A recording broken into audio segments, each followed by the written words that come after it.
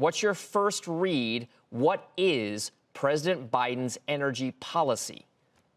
Well, I mean, President Biden has been very clear. He's looking to speed the transition away from fossil fuels as quickly as possible. And we think the acid test for this administration, when it comes to pipeline permitting, when it comes to issues like will you get leases renewed for drilling on federal lands, is does it get you to net zero by 2050? And they really talk about climate infusing all aspects of government policy, whether it be at the State Department, whether it be at the National Security Council, domestic policy. So again, I think it's a very, very ambitious climate goal. They're looking at this $2 trillion plan to help drive renewables growth, electrification of the vehicle fleet.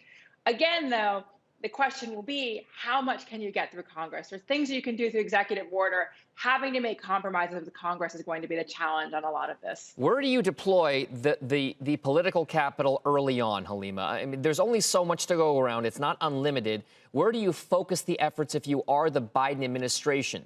On certain projects, certain types of things? Is it solar versus wind? Is it trying to reduce carbon emissions? What exactly then do you say, hey, this is what I'm going to really throw my support into? When you want to look at what you can get done with Republicans, it looks like there's a bipartisan movement developing for things like tax breaks for wind and solar. I mean, look where some of these jobs are. They are in states like Texas. So that looks like an early win. Also, things like carbon capture, utilization, and storage. It looks like there's broad bipartisan support for that.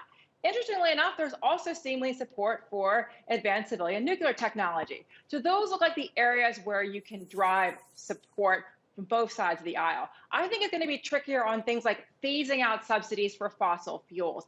That's going to require potentially changes to the tax code. I think you could see opposition from Rust Belt Democrats on things like that. So I think it's going to be, a series of, congressional infrastructure bills. We're going to start to see this. Again, they're going to rely on executive orders for things like, again, the issue of drilling on federal lands. They came out with a pause on that. A number of companies already have licenses for drilling. It's not an immediate issue. But when you think about a couple years out, when these companies are looking to get new permits, will they be able to get them? Those are the kind of questions I think we're going to be looking for. So I'm also curious, many of these efforts are of strategic importance to the U.S., you could argue, especially when it comes to energy independence. You used to be at the CIA. You used to look at these things from kind of a national security perspective. What exactly is the most important stuff that the U.S. needs to do on the energy front, whether it's petrochemicals, whether it's renewables, to secure its energy future in the Biden administration's time at the helm? Well, I think what's really interesting is you brought up the whole issue of energy independence. The Trump administration talked about energy dominance. And an interesting question is going to be, if you're looking to potentially, shrink the footprint of U.S. drilling, they're not talking about banning fracking. They're not talking about banning U.S. oil and gas exports. But they are signaling that they are looking to essentially shrink the footprint of drilling over time.